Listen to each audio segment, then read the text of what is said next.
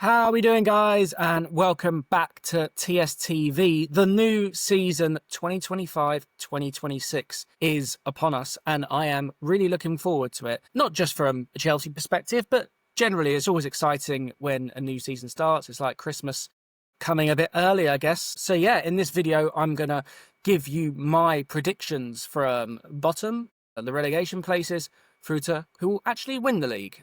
So I will do that in this video. Just obviously a quick note, I've obviously been away for a little while. There's been a few things going on in the background which has kind of necessitated that. And now those are kind of all resolved. For the rest of the season, I'm going to be here every week with my analysis on what's going on in the Premier League, obviously specifically on Chelsea as well, with match previews, match reviews, some predictions, and hopefully we can get some guests on later in the season as well and really try and kick the channel on. I'm going to try and get some new equipment as well to make it a bit more jazzy and a bit more glossy over the course of the season. Big things are coming and I am back and I am here to stay. So look, let's get into it, because obviously going through 20 teams can be a laborious process. I'm not going to try and make it too long because I don't want everyone to fall asleep, first of all. So I will kick off with who is going to finish in 20th place. Now, I've got in 20th place, I have got Burnley. Now, they've made a lot of signings over the summer, including Lesia Gachukwu, Bashir Humphreys, Armando Broja, all from Chelsea. They've also lost James Trafford, which I think is a massive miss for them. They've brought in a few other exciting players as well, such as Marcus Edwards, who I think was on loan there last season, a few other attacking players as well. They've got in Martin Dubravka to replace Trafford, who's got some good experience. And the last season, they were amazing defensively in the Championship. I think they conceded only 16 league goals, but as we all know, the Championship is a vastly inferior league to the Premier League. We've seen in the last couple of years, all three teams that have come up have been gone straight back down. So I don't necessarily think that that's going to bear out this season. They obviously are going to play much more pragmatic. Scott Parker is a bit of a promotion specialist. He's got 3 teams promoted, but has never managed to really succeed in the Premier Leagues. I am a bit fearful for them. I don't think in the Premier League against such quality opposition throughout the league, you can just sit 10 behind the ball. You're going to have something going forward. And I'm just not sure that they're going to have the firepower. So I think the bottom 3, by the way, this year will be better than we've seen in the past couple of years, but I still think that they will struggle. So I'm going to go for Burnley to finish bottom. 19th place, I'm going to go for Brentford. Now, Brentford obviously ripped up the league in the past couple of years. They've been an absolute breath of fresh air. They've had a brilliant manager in Thomas Frank, who just seems to be a really canny operator, just seems to know how to get a result when he needs one. There's been a couple of moments in the last few years where Frank's been in charge where they've flirted with getting in a relegation battle without ever really getting in one, and he's found a solution to be able to get over that. He's obviously gone to Spurs, and they've also lost Bryan Mbeumo. It looks like they're going to lose Johan Visser. Christian Norgard gone, who has been their captain for many years, and Mark Flecken, who was their goalkeeper, is also gone. They've replaced him with Kevin Kelleher, and I think that is a really, really good sign. And they've also bought Jordan Henderson, I guess, in that sort of Norgard role, but he's been out of the Premier League for a few years, and we don't know how he's going to adapt. And I just can't really see how you can take that many goals and that much experience out of a team, plus your manager. It's a recipe for disaster, really. Generally, if you're looking at things or signs that a team is going to get relegated or struggle, Brentford are showing all those signs. They've obviously brought in Keith Andrews, their manager, who's never managed at the top level.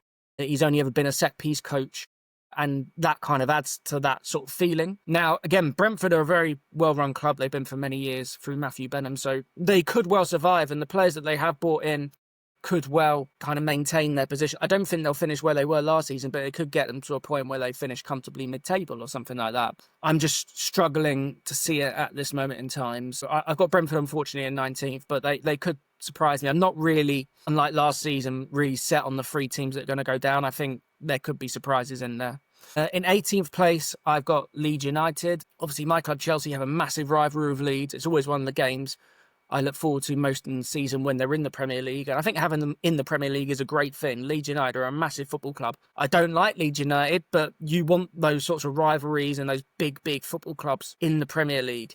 And I think looking at their business, they've not really addressed many areas that I think are going to massively improve them. I think they're still going to have Joel Pirot up front, who is an okay championship striker, but he's not top class. I think they've still got Patrick Bamford hanging around. They've got good players like Dan James and Willie Gnonto, who were also there the last time they got relegated. And I just don't really think that they've got the tools to be able to stay up. Now, what could help them stay up is the Ellen Road crowd, because obviously they're very passionate support. They can make Ellen Road quite easily a fortress, and it wouldn't surprise me at all if they do stay up. But I just don't think they have the quality, really. I know they finished with 100 points in the Championship last season, but as we've said before, the Championship really isn't a barometer of how you're going to do in the Premier League. I don't think they've done enough in the transfer market. There's also doubts over the manager, Daniel Farke. They wanted to get rid of him at the start of the season. They decided against it. So, yeah, I'm not big on Leeds, unfortunately, this season. Well, fortunately, I guess, because they're a rival, but I think the Premier League is a better place with them. So I'm going to have them 18th. In 17th place, I've gone Sunderland. Now, I found this a bit of a tough one because, again, a bit like Leeds, it's fantastic to have them back in the Premier League. Massive football club, great support. But they've given it a real go in the transfer market. And we've seen mixed results over the years with that. I remember Fulham a few years ago, I think it was maybe the season where Scott Parker was the manager, or he took over midway through the season, and they spent about 150 million on a number of different players. I remember one of them being Jean-Michel Seri, who Chelsea were after at the time, and meant to be one of the highest rated young midfielders in the world. And everyone thought, oh my God, look at this transfer window. And they finished bottom and really went down with a whimper. There is a chance that could happen, because when you're throwing so many players together, are you going to get that chemistry straight away? But I think maybe what's flipped it for me is the signing of Granit Xhaka, who I think is a really, really good player. I mean, he could easily be playing for any other top 6 clubs, whether or not he's starting, I'm not sure, but certainly as a squad player. And to get that deal over the line, I think is an absolutely massive coup. They've obviously signed Simon Adingra, who I really rate, struggled a little bit at Brighton last season, but at the African Cup of Nations a couple of years ago, he was the best player at the tournament. They've obviously got Mark Guiu on loan, who I think could have a breakout season. They've signed Diarra from Strasbourg, who's one of their most important players. And I don't think they're finished in the transfer market yet either. So they've really had a go. So I think on the Xhaka element alone, I'm going to say they'll just stay up. But again, it could go terribly wrong. I'm not quite sure on this. So I guess we'll just wait and see. 16th place, I've got Wolverhampton Wanderers. I mean, I was actually flirting with them again. Could they go down, because they've lost their 2 best players essentially in the summer in Mateus Cunha and Ryan Aït-Nouri, who have gone to United and City. They brought in John Arias, who was impressive for Fluminense at the Club World Cup. But again, we don't know how his form's going to translate to the Premier League. And I guess maybe a little bit of a red flag, even though he looked very exciting, is that he's 27 and he's never left South America. And that kind of makes me think, if he was such an amazing prospect, would someone else have taken a chance on him by now? They've got Strand Larsen on a permanent deal, who I think is a decent Premier League striker, but not much better than that. But I think they have got a good manager in Vitor Pereira. I think he's the sort of coach that will just get enough out of the players to make sure that they're okay. But I think it could be a bit of a struggle for Wolves this season. So I've got Wolves in 16th place. 15th place, I've got Bournemouth. Now, Bournemouth, again, are a funny one. They've obviously been bought in recent years by an American consortium who have done, I think, wonders for the club in terms of bringing in some amazing talents like Semenyo, Cliver, Dean Huijsen, Evan Nilsson, all these really, really technically and gifted players. But obviously, they've had their back 4 ripped apart this summer. Milos Kerkez has gone to Liverpool. Zabani has gone to PSG.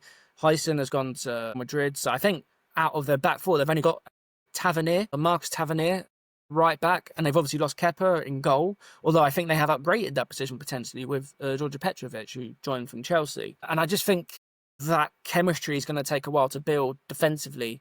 I think offensively, they've still got some very, very good weapons, and that is why I think they'll be fine, because I think they'll have enough in games against the lesser teams in the league to kind of get through and score enough goals. And I think they'll even maybe occasionally surprise one of the big teams, because on their day, they are a very exciting and very watchable team.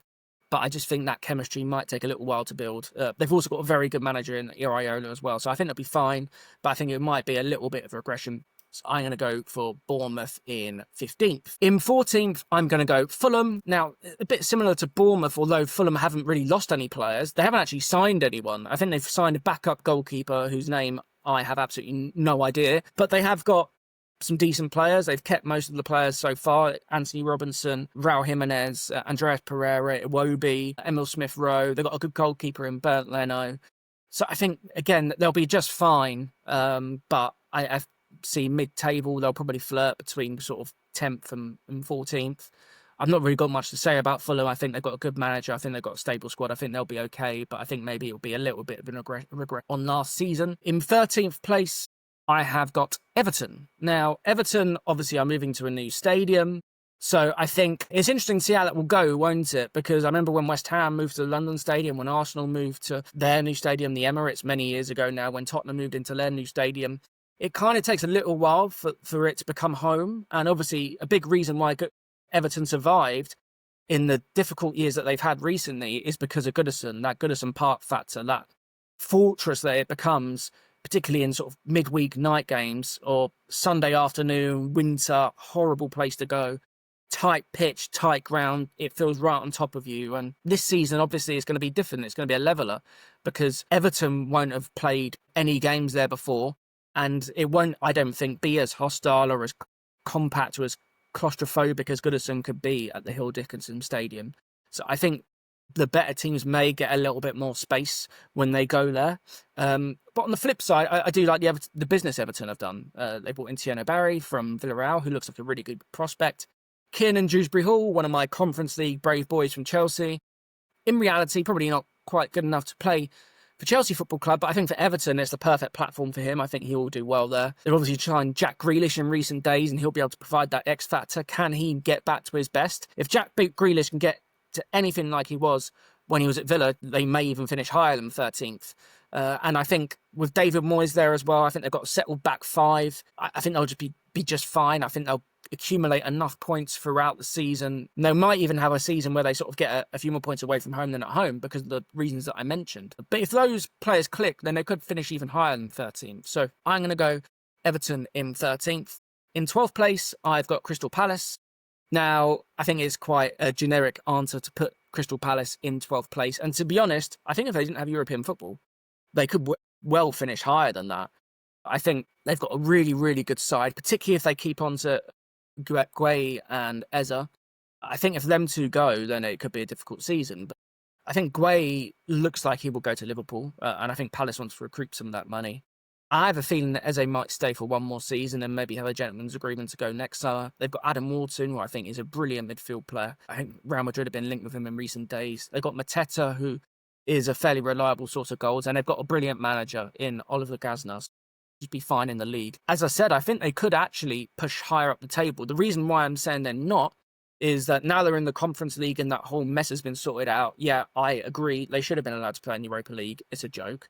But they're in the Conference League, and in a way, that gives them a much better chance of winning that competition. They'll probably be one of the 2 or 3 best teams in that competition. And I expect Palace to be comfortably sort of mid-table, midway through the season. If they get to February, March, and they're in the Conference League, and they're securing their Premier League status, then they're going to put all their eggs in that Conference League basket and almost stick 2 fingers up to UEFA by winning that competition and actually getting into the Europa League. So that's something that I can see happening. So I've got Palace in 12th place.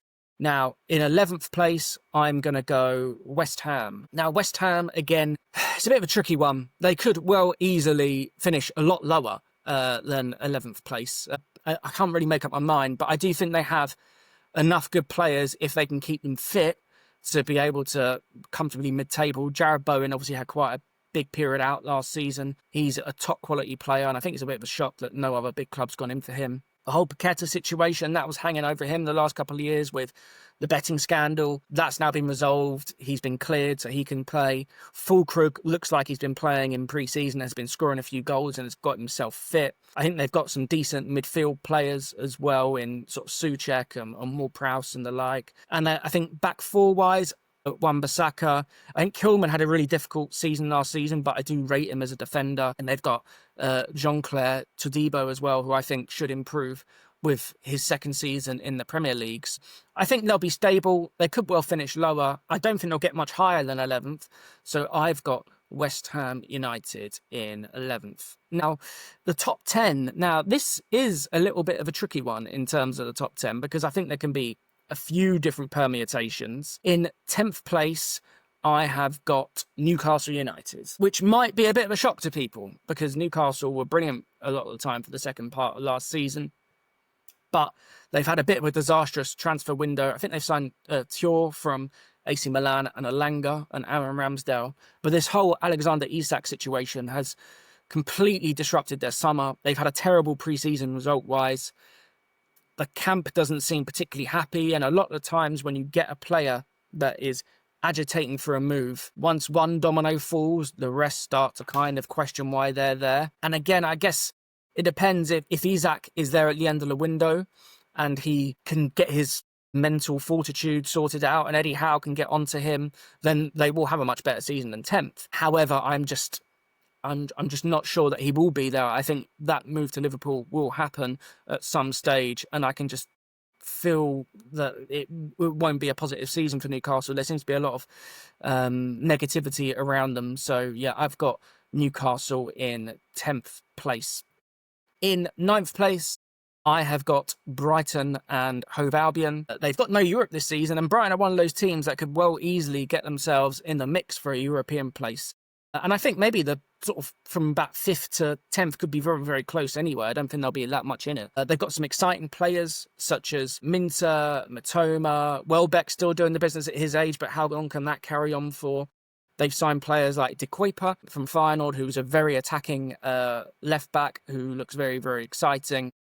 And if they can keep hold of Baleba in midfield, that will also be absolutely massive for them. They've signed a couple of young Greek strikers as well. With Brighton, the law of averages tell you that at least one of them is going to be a bit of a world beater and will probably sign for Chelsea in a couple of years' time. But they've also lost, again, players like João Pedro, who my club, luckily Chelsea, have managed to acquire. And I know towards the end he wasn't kind of involved every week, so I think there were a few issues disciplinary wise, but he is a brilliant player and will be a massive miss for them. It's Fabian Hurtzler's second season, so I think he will keep them stable and keep them competitive in the league. But I just think, I don't know, I look at Brighton now compared to maybe a couple of years ago, and I don't think the quality of player is quite as good, but they could surprise us yet again. So I've got Brighton in 9th place. In 8th place, I've got Nottingham Forest. Now, Forest, again, are a funny one. They've managed to keep most of their team together, aside from Elanga, who's gone to Newcastle. They've signed Dan Ndoye from Bologna, who is a very, very talented player. They've managed to keep hold of Morgan Gibbs-White in that really weird video with Marinakis, but I'm not going to talk about Marinakis because he'll probably send the heavies after me. They've obviously got Callum Hudson-Odoi, who had a really, really great season last season. Chris Wood, can he do the business again? They've still got that settled defence in Murillo, Olorena, Matt Sells, and they've still got Milenkovic as well. So I think they'll be a very settled side. They've obviously got the Europa League to contend with, which will be very, very tricky. But I think, again, the way Nuno plays is they don't expend a lot of energy in games. They tend to play on the counter. And I think that kind of will suit them a little bit more than, say, for example, when you watch Tottenham with Postecoglou last season. He's very high energy, very energetic, attacking players all over the place. Forest aren't going to be doing that, so I think they'll maybe conserve energy where they can. I think in the group games, maybe they'll just say, look, let's try and get to the knockout stage. We don't need to win every game. We can rotate a little bit. And I think they've got a really good squad, I think, Nottingham Forest, and they've got a good manager. I know a lot of people saying they can finish a lot lower. I think they'll be fine. I don't think they'll be having a season like last season where they looked like they were going to get into the Champions League spaces for a long time. But I still think they could have a decent season in 8th. Now, in 7th place, I've got Manchester United. Now, I was flirting with Manchester United being a lot lower, but actually looking at the Premier League, I think there are quite a few teams in that sort of space where maybe they don't have the sort of goal scorers or the firepower to really kind of get into that top 10. And what United have addressed this summer is that firepower. They've got Matheus Cunha, Benjamin Sesko, and Bryan Mbeumo in. That's going to translate to quite a lot of goals. Now, I've heard concerns about Cunha and Mbeumo overperforming their XG massively over the last couple of years. And that is true, but I guess the eye test doesn't lie. And whenever I do watch them, I'm super impressed by them. Sesko, I think, is a bit more of a risk. He's obviously not ripped up in Germany, but he's always been very, very highly rated pretty much by every club in Europe.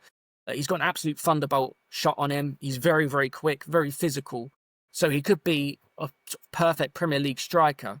So I don't think United are going to be challenging for the top 4, but I certainly think they could challenge for that sort of Europa League space. What concerns me is they don't have any kind of good depth in midfield. They don't have any good depth at centre-back. The goalkeeper is still an issue. I mean, if they got Baleba and Donnarumma, for example, okay, maybe my opinion would change, but I still think there's a lot of issues there for United. But one of their big issues last season is that they only scored 44 goals, which is just an absolute disgrace. But that will be addressed now. And I think they'll have enough firepower to be in the top half this season. In 6th place, I have got Tottenham. And obviously, they had a disastrous season in the Premier League last year, but an amazing season from their point of view because they won the Europa League, which is a massive moment for that football club. Sadly, for me, I was watching the game, and even though it was a terrible game of football, I thought Tottenham were very worthy winners. I think they've got a manager now in Thomas Frank, who is a very canny operator. He will get them organised. He won't have them playing kamikaze football that Postecoglou was playing for a lot of his time at the club. I think they've got enough good players to be able to get them through a lot of games. I look at Kudus. I think it's a really good signing. Solanke, I think he's a top striker in the making. And they've obviously got Bergvall and Archie Gray coming in, who are really exciting young players. What is a bit of a concern is that Maddison and Kulusevski seem to be out for a long, long time. I think Maddison has done his ACL, so could miss the whole season. Kulusevski got injured before the Europa League final. So, yeah, we don't know when he's been back. But there seems to have been a lot of negativity around Tottenham this summer from their support base. And I sort of get it, because maybe they think they haven't kicked on the transfer market like they may have done, but there's been links with Savinho recently, with Eberechi Eze, and if they can get one or both of those over the line, it could be a really, really exciting season. I think they'll finish 6th. I think they'll have a good, solid season under Frank. I don't think they'll be absolutely incredible, but they won't be the disaster that they were last season in the Premier League, so I think they'll be finishing 6th. In 5th place, I've got Aston Villa. Again, maybe a bit of a controversial one, because Villa haven't really done anything in terms of business this summer. They've brought in Nguesson from Lille, who looks like a really exciting young attacking player. They've not really strengthened in any other areas apart from that, but they have managed to keep the vast majority of that squad together. So you think of Martinez, Hillemans, John McGinn, Sir Pau Torres, Ollie Watkins, Morgan Rogers. Those sort of players have been the spine of the team over the past couple of years, and I think that is a really, really solid Premier League side if you can keep them all fit. They've obviously got one or two positions either side of that they've lost players in terms of Marcus Rashford and Marcus Asensio, who I thought did really well for them towards the back end of last season. Them going is a bit of a blow, and I think they do need to replace that quality for their depth towards the end of the transfer window, particularly if they want to have a really good go at the Europa League as well. But they've got a canny operator as a manager. Unai Emery is a top manager, a brilliant coach. I think there's been a bit of scaremongering around Villa this season, but I think they would be just fine. I think they'll have a really good season. I think they could easily win the Europa League. I've got them finishing 5th. In 4th place, I have got Manchester City. I easily, potentially, could have had Manchester City a little bit lower. And I know that's going to be a massive shock for people, but a lot of people have said, Rodri's back. They've rejuvenated the squad. Pep Guardiola's brought in a load more players. He's going to be rejuvenated, and I just don't see it. Now, Rodri has already had a setback. He's out to November. And once a player has a bad ACL, then starts getting niggly injuries, that's always a really big red flag for me. So I don't know when he's going to be back and fully up to speed. And you look at the history of Pep Guardiola signing. So you look at Reinders and Cherki and Aït-Nouri and these players. Pep signings tend to take a year or two to adapt to his way of playing and to get really up to speed. And the reason that hasn't been an issue before is that City had a brilliant team. Kevin De Bruyne, David Silva, Bernardo Silva, Riyad Mahrez, Kyle Walker when he was at his peak, Vincent Kompany, Ederson at his peak, Haaland at times, where that didn't really kind of matter. But I think this season it almost feels like a brand new side. And I don't really know if Pep knows what his best team is. And I watched them in the Club World Cup against Al Hilal. Now, in the group stages, they were good. But once they came up against Al Hilal, who sat deep and counter-attacked them, like we saw teams do last season, they got absolutely ripped apart. Al Hilal are a half-decent side, but they're not a Liverpool, an Arsenal, a Barcelona, a PSG. They're not a team of that calibre. So to see that, I thought, was still extremely concerning. And again, I look at City's business. They've got some good players in there, but it's how quickly they adapt. I'm not sure how quickly they will actually adapt. And I don't think they're sort of level-raising players. Now, okay, Cherki could be, but he's a big unknown. He's got all the talent in the world, and if he clicks, then he could be the best player in the Premier League. But I'm just not sure he will be, especially this season. So I've got City 4th. Now, in 3rd place, I've got Chelsea. Now, I will obviously probably talk about Chelsea more in an in-depth video tomorrow, but I'm really excited about this season.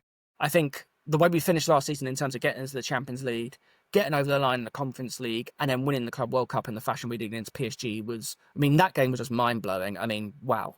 I mean, if that is the ceiling of this team, then this team could go anywhere, really. But I think in terms of the options we've got in attack now, we've got so much firepower. Cole Palmer, João Pedro's come in and hit the ground running. What a player he looks. Liam Delap, I think, could really have a great season, particularly impacting off the bench against tired defences. His physicality, his pace, his finishing. I think for 30 million, I think it's an absolute bargain. Esteval coming on the right. How exciting does he look? I mean, he could be a really, really special player. Whether we see all of that this season or see it in fits and starts, I'm not sure. But it's super exciting. And then you've got Gittins on the left. There's obviously talk of Garnacho and Xavi Simons coming in. If they come in as well, I mean, maybe not Garnacho as much, I won't be particularly excited. It gives that attacking lineup so much depth and so many options and tools to be able to rotate with. I look at the midfield and I think Caicedo is one of the best midfield players in the world. You've got Enzo Fernandez, Lavia, if he can stay fit, Sugo, Andre Santos. I don't think there's any better midfield depth in the league. Defensively, obviously, Levi Colwill getting the ACL injury is really heartbreaking. I mean, it's devastating news because he was really coming on leaps and bounds. He impressed me so much towards the finish of the end of last season. I think he was brilliant in the Club World Cup, and have him injured basically for the whole season is such a blow, particularly when the likes of Wesley Fofana is constantly injured and we just can't get him fit. Now, if Fofana can stay fit for this season, maybe that loss is mitigated a little bit, but it is a big if. I think obviously at the fullbacks, Gusto and James, Cucurella and Joel Hato, who has come in, superb options, brilliant options. And obviously we get to goalie and Sanchez. I mean, he had a good Club World Cup, he had a good end to the season, but I'm still not convinced, and he has got a lot of proving to do still in my eyes. And I don't think with the Cole injury, with the Sanchez injury, we can quite win the league, but I certainly think we can challenge. And that's my objective for the season. If we can get to April in the mix for the title, we can go deep in a domestic cup. If we can really compete to the Champions League, get to the quarterfinals and see where it takes us, I'll be very pleased with that.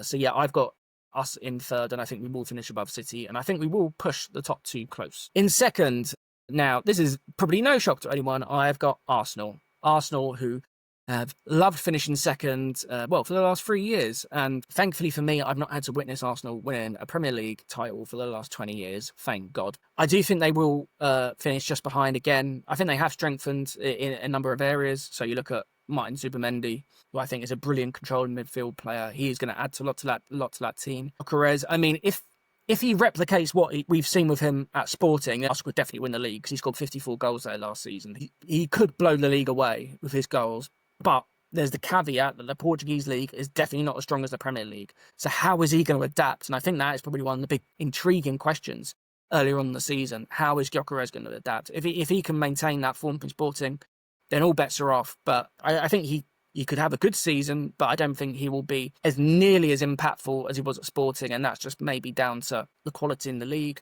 They've obviously signed Noni Madueke, who has did okay at Chelsea. He's an okay player. Very, very good some days, very, very poor others.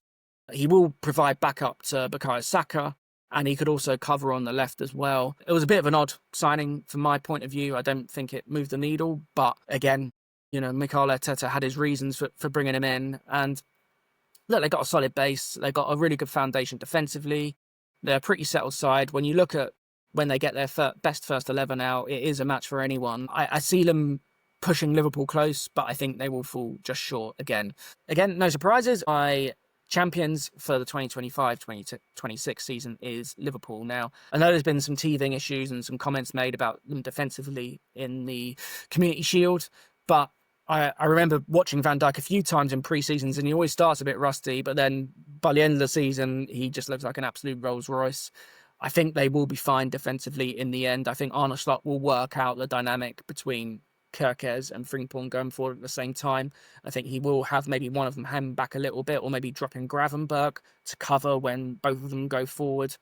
And obviously attacking options, I mean, are just ludicrous. You've got Cody Gakpo, Mo Salah, who was head and shoulders the best player in the league last season. They've added Hugo Ekitike, and Florian Wirtz. It looks like they're going to get Alexander Isak as well, and that is just devastating. They've obviously lost a few players as well. Trent going to Real Madrid, Darwin Nunez going to Saudi Arabia, Luis Diaz going to Bayern Munich, and of course, obviously, the tragedy of Diogo Jota's passing a few weeks ago. Yeah, I mean, just absolutely heartbreaking, that news was. Of course, that may well have a profound effect on Liverpool, but I think Liverpool is a sort of club, they've been through tragedies as a community and a football club before, and I think they will obviously galvanise themselves. It will be a huge loss, but I think there'll be that sort of motivation to maybe do it for Diogo Jota. He will be a loss football-wise because he was a brilliant player, brilliant finisher, came up with some really clutch moments. But I think it will galvanise them, and they'll want to do it for him and his brother and the Jota family.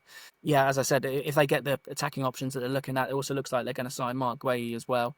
They're going to have a really complete team, I think. So I think they'll be difficult to stop. I think it will be close, potentially between the top 3 and top 4, but I think Liverpool will just edge it in the end. So there we go, guys. Those were my predictions for the 2025-2020 league season. We'll come back to Leeds in the summer and see how stupid I look. Hopefully, I am really stupid and Chelsea win the league. That's what I'm hoping for anyway. Thanks so much for watching, guys. I'll see you very soon.